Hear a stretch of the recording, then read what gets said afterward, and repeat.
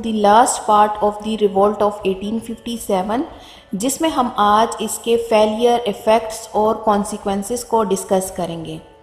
तो चले स्टार्ट करते हैं टॉपिक को। तो हमने लास्ट लेक्चर की एंड किस पे की थी, इस बहादुर शाह जफ़र पे, जिसमें हमने देखा कि ब्रिटिश ईस्ट इंडिया कंपनी 20 सितंबर 1857 को दिल्ली कैप्चर कर लेते हैं और बहादुर शाह जफ़र को अरेस्ट कर लेते हैं। जहां पर बहादुर शाह जफ़र को अरेस्ट करने के बाद इनके ख़िलाफ़ मुकदमा चलाया जाता है और उस मुकदमे के नतीजे में उनको डिपोर्टेशन की सज़ा हो जाती है और इनको रंगून जलावतन किया जाता है, जहाँ पे इनकी डेथ 1862 को हो जाती है। और यूँ ये दिल्ली जो है वो through John Nicholson British East India Company इसको कंट्रोल कर लेता है। ठीक है।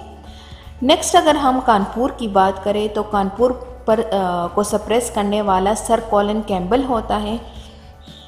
ये सर कॉलिन कैम्पबेल जो है ये कानपुर पर अटैक कर लेते हैं और नाना साहिब को डिफीट दे देते हैं और यूँ 6 दिसंबर 1857 को कानपुर ये कैप्चर कर लेते हैं और जो नाना साहिब होते हैं वो नेपाल चले जाते हैं। नेक्स्ट है लखनऊ। लखनऊ की अगर हम बात करें तो लखनऊ को भी सप्रेस करने वाला कौन होता है, वो हेनरी लॉरेंस होता है। हेनरी लॉरेंस क्या करता है, वो लखनऊ पर अटैक कर लेता है और इस बेगम हज़रत महल को डिफीट दे देता है और ये बेगम हज़रत महल क्या कर लेती है, ये नेपाल भाग जाती है जहाँ पे वो बेस बदल कर रहना शुरू कर लेती है। ठीक है। नेक्स्ट अगर हम झांसी की बात करें तो झांसी की अपराइजिंग को सप्रेस करने वाला जनरल ह्यू रोज होता है। जब हेनरी ल्यूलॉन्स झांसी पर अटैक कर लेता है तो इस लड़ाई में लक्ष्मीबाई की डेथ हो जाती है और जो इनका जो हेल्पर होता है तांतिया टोपी, इनके बारे में भी यही कहा जाता है कि वो जाके जंगलों में छुप जाता है, बट ईस्ट इंडिया कंपनी इनको अरेस्ट कर लेते हैं और इनको सज़ाए मौत सुना लेते हैं। लास्ट अगर हम बिहार की बात करें तो इस बिहार का जो रूलर होता है वो भी इस लड़ाई में मारा जाता है और इस बिहार को सप्रेस करने वाला कौन होता है, वो विलियम टेलर होता है। तो ये थी तमाम डिटेल कि किस तरह ब्रिटिश ईस्ट इंडिया कंपनी ने इन तमाम सेंटर की अपराइजिंग को सप्रेस किया। ओके, तो अब देखते हैं कि ये वॉर ऑफ इंडिपेंडेंस फेल कैसे हुआ, नाकाम कैसे हुआ। तो ये तमाम पॉइंट्स हम इस रिवोल्ट को फेल होने में डिस्कस करते हैं। ठीक है। फर्स्ट है lack of central leadership. Lack of central leadership का मतलब ये है कि जो मीरठ से आए हुए स्पॉइस थे उन्होंने दिल्ली में आके बहादुर शाह जफ़र को तो लीडर मान लिया था, ठीक है, उसको एज एम्परर तो कंसिडर कर लिया था, but very few people who led the movement fought under his leadership. तमाम के तमाम जो इस वॉर ऑफ इंडिपेंडेंस में पार्टिसिपेट कर रहे थे उन सब ने बहादुर शाह जफ़र को लीडरशिप के तौर पर नहीं माना था। फ्यू लीडर्स इसमें शामिल थे। तो एक वजह ये थी कि लैक ऑफ सेंट्रल लीडरशिप की कमी थी। नेक्स्ट है लैक ऑफ नेशनल कॉन्शियसनेस। इस वॉर में अगर स्पॉइस लड़ रहे थे, रूलर्स लड़ रहे थे या कॉमन पीपल अगर इनमें शामिल थे तो इनमें कोई नेशनलिज्म की वो फीलिंग्स नहीं थी जो कि होनी चाहिए थी। तो ये भी एक वजह बनती है। ठीक है। नेक्स्ट है loyal of rulers to British.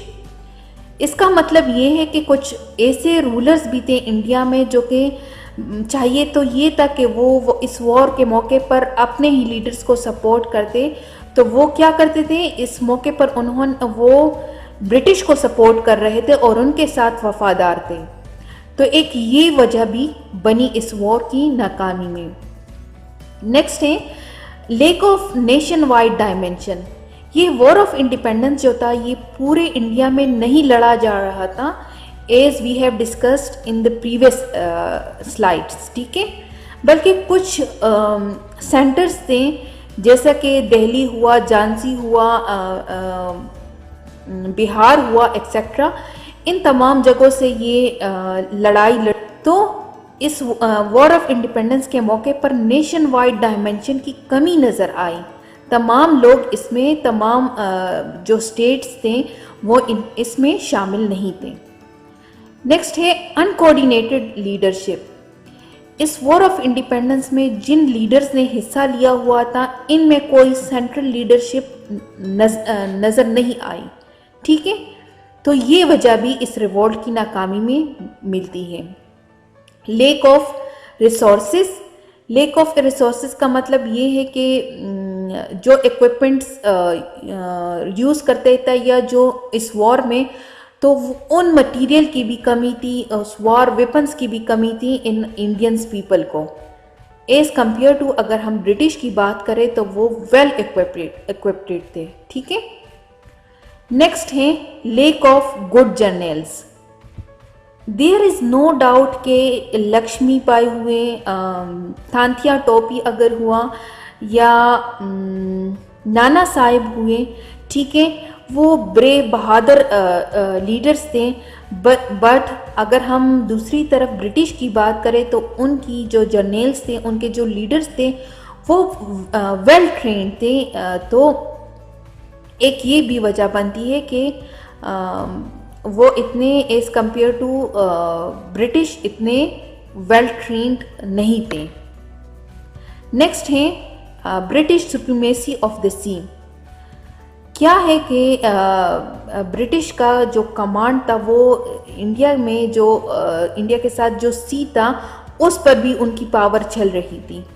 तो वो क्या करते थे कि इस वॉर के दौरान उन्होंने काफ़ी सारे जो सोल्जर्स थे या फोर्सेस थे वो इस सी को यूज़ करते हुए उन्होंने फोर्सेस को उतारे ताकि वो इस वॉर को और भी ज़्यादा स्ट्रेंथन कर सके, अपने आप को और भी मजबूत कर सके। ठीक है, नेक्स्ट है ब्रिटिश डिप्लोमेसी। ब्रिटिश डिप्लोमेसी का मतलब क्या है कि ब्रिटिश ऐसी डिप्लोमेटिक पॉलिसीज़ को यूज़ करते थे जिसकी वजह से चाहे वो पठान थे, सिख थे या और जो पीपल थे, उनको आपस में लड़ाते थे फॉर देयर ओन विल। ठीक है, तो एक ये भी वजह बनती है इस रिवॉल्ट की नाकामी में। नेक्स्ट है ओल्ड वर्सेस न्यू वेपन। इस वॉर ऑफ इंडिपेंडेंस के दौरान इंडियन जो वेपन्स यूज़ करते थे वो ओल्ड फैशन के थे, मॉडर्न नहीं थे। ठीक है, आउटडेटेड थे एज कंपेयर टू ब्रिटिश जो वेपन्स यूज़ कर रहे थे वो एडवांस थे। तो एक वजह ये भी बनती है। लास्ट पॉइंट है प्री मेच्योर रिवॉल्ट। अब प्री मेच्योर रिवॉल्ट का क्या मतलब है? इसका मतलब ये है कि जो वॉर के लिए जो डेट फिक्स की गई थी वो थी 31 मई 1857, जबकि हमें ये वॉर शुरू होने की डेट हमें क्या मिली 10 मई 1857, मींस ड्यू डेट से पहले ये रिवॉल्ट स्टार्ट हुआ। जबकि काफ़ी सारे जो लीडर्स थे जो कि इस वॉर में हिस्सा लिए हुए थे उनको इस ड्यू डेट का पता ही नहीं था। तो ये वजह भी बनी इस वॉर की नाकामी में। तो ये तमाम रीजंस थे जिसकी वजह से ये रिवॉल्ट फेल्ड हुआ। अब नेक्स्ट डिस्कस करते हैं कि इस वॉर ऑफ इंडिपेंडेंस के कॉन्सिक्वेंसेस क्या निकले। ठीक है, तो फर्स्ट ऑफ ऑल इसका सबसे मेजर इम्पैक्ट ये पड़ा कि इस जंग की कामयाबी पर ब्रिटिश गवर्नमेंट ने एक एक्ट पास किया जिसका नेम था गवर्नमेंट ऑफ इंडिया एक्ट 1858। ठीक है, इस एक्ट के मुताबिक क्या हुआ कि जो कंपनी की रूल थी ब्रिटिश ईस्ट इंडिया कंपनी की वो एबॉलिश हो गई, ख़त्म हो गई। ठीक है, नेक्स्ट है कि जब ब्रिटिश ईस्ट इंडिया कंपनी की रूलिंग ख़त्म हो गई तो अब डायरेक्ट ब्रिटिश क्राउन की रूलिंग स्टार्ट हो गई।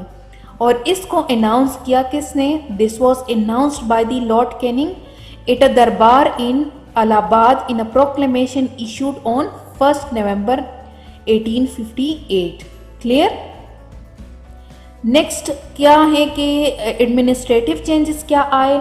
वो ये आए कि जो गवर्नर जनरल की ऑफिस थी वो रिप्लेस हो गई और अब गवर्नर जनरल की जगह वायसराय का नाम शामिल हो गया। गवर्नर जनरल का ऑफिस ख़त्म हो गया। नेक्स्ट एडमिनिस्ट्रेटिव चेंज क्या आए कि जो बोर्ड ऑफ डायरेक्टर्स और बोर्ड ऑफ कंट्रोल थे उनको एबॉलिश कर दिया गया। नेक्स्ट है कि जो डॉक्ट्राइन ऑफ लेब्स की पॉलिसी थी वो एबॉलिश हो गई, जिसको लॉर्ड डलहौजी ने इंट्रोड्यूस किया था। इंडियन रूलर्स के राइट्स दोबारा से रिकॉग्नाइज हो गए और मुग़ल रूल जो थी वो कम्प्लीटली ख़त्म हो गई। तो ये तमाम एडमिनिस्ट्रेटिव चेंजेस थे। नेक्स्ट है रिलीजियस इफेक्ट। रिलीजियस इफेक्ट क्या पड़ा? वो ये पड़ा कि the Indian people were assured of full religious freedom.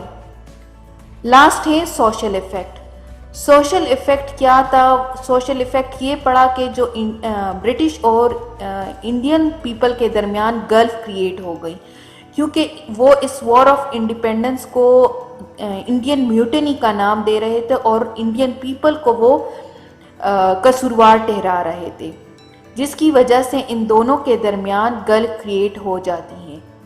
तो ये तमाम इम्पैक्ट्स या कॉन्सिक्वेंसेस थे जो कि इस वॉर ऑफ इंडिपेंडेंस के बाद पेश हुए।